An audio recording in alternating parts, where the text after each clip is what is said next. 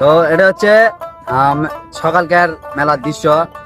তো এই যে কেবল দোকানপাট অনেকটাই বসেছে, আপনারা দেখতে পাচ্ছেন সরাসরি বেলঘরিয়া বাঁকড়াকাম বেলঘরিয়া বাঁকড়া বালিকা উচ্চ বিদ্যালয় মাঠে দোকানপাট অনেক আরো আসতে শুরু করেছে। এটা হচ্ছে সকালকার দৃশ্য।